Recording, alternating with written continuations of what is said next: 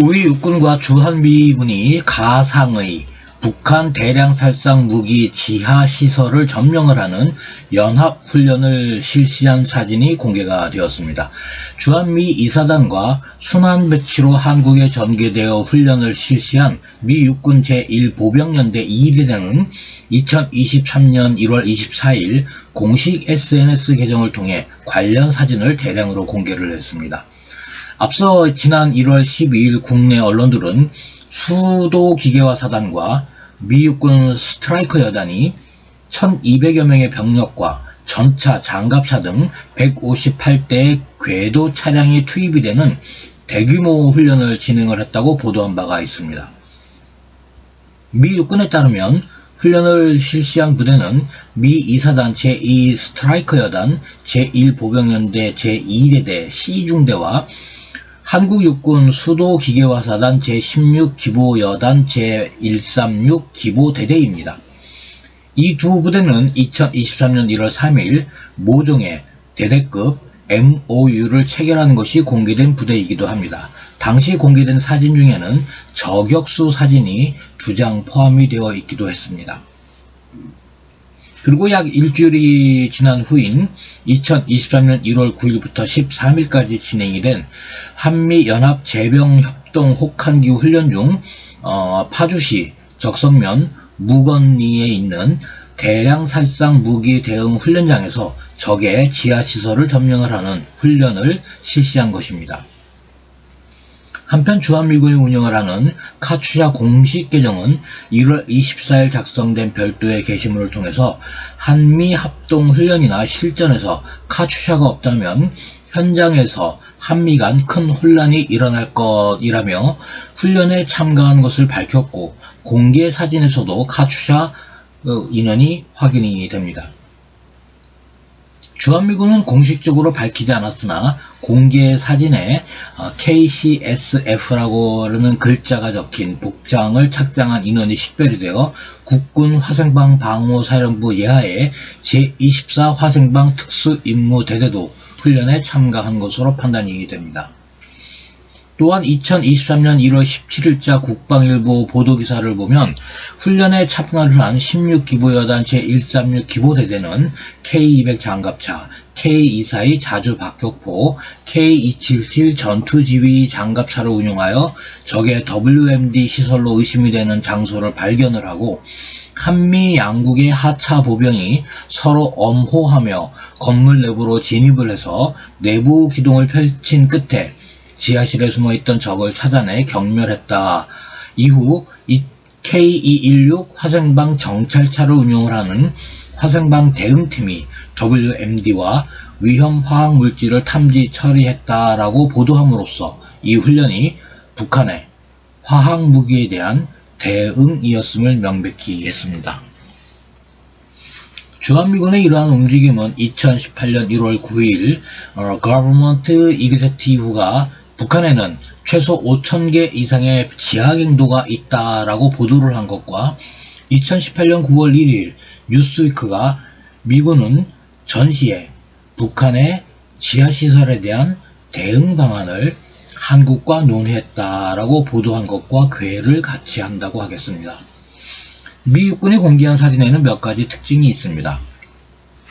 첫 번째는 2017년 2월부터 5월까지 경기도 의정부시 고산동에 있는 캠프 스탠리에서 한미연합으로 강도 높게 실시를 했던 북한군 갱도 수색 훈련과 2022년 4월 23일 공개가 된 지하시설 작전 훈련과 유사한 장면들이 들어있습니다. 두 번째는 훈련에서 주한미군이 착용을 하고 있는 방독면과 방호복 및 장구류는 2022년 4월 23일 공개가 되었던 지하시설 작전 훈련과 동일합니다. 특히 방독면의 경우 공기 실린더가 3개가 장착이 되어 있어 장시간 오염 지역이나 지하에서 사용할 수 있는 것으로서 한 세트의 가격이 4,500불에 달하는 영국의 A1 프로텍션사의 ST-54EMMTO 스쿠바라는 특수목적 장비입니다. 세 번째, 미 육군 한국 육군 제16기부여단 136 기부대대 인원들은 마일즈 장비를 부착을 하고 있어 교전 훈련을 했음을 알 수 있으며, 반면 미군은 마일즈 장비를 부착하지 않고 있습니다. 네 번째는 EOD 정찰 로봇 사진이 들어있어서 훈련 병력 중에 미 육군 EOD 인원이 있었음을 추정할 수가 있습니다. 다섯 번째, 미군 인원들이 방독면 위에 쌍안 야시경을 장착을 하고 있습니다.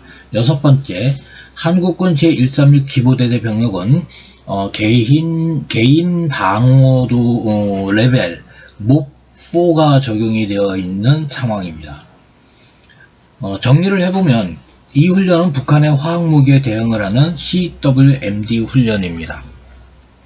이렇게 판단을 하는 이유는 핵무기를 전담을 하는 그 테크니컬 에스코트 임무를 수행을 하는 제501 화성방 중대가 훈련에 참가를 하지 않았고, 생물무기의 경우는 그 제65 의무여단 제106 수의 지원 파견대가 참가를 해야 되는데 훈련에 참가했다라는 언급이 없습니다.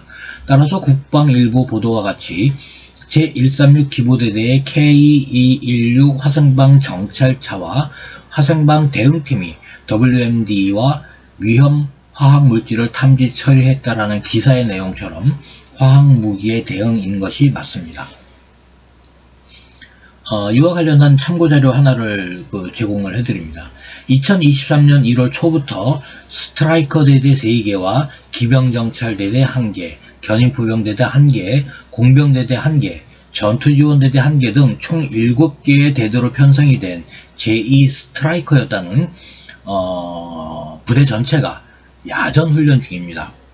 1월 3일에는 1보병연대 2대대가 수기사 16기부여단 136 기부대대와 MOU를 체결을 했고, 1월 5일에는 1기병연대 8대대가 실사격 근접전투 훈련을, 17포병연대 2대대가 한국군 28사단 포병여단 제273 포병대대와 연합실사격을, 6일에는 17보병연대 1대대가 야전 전술 훈련을, 9일에는 23화학대대 718 병기중대가 EOD 훈련을 실시를 했습니다.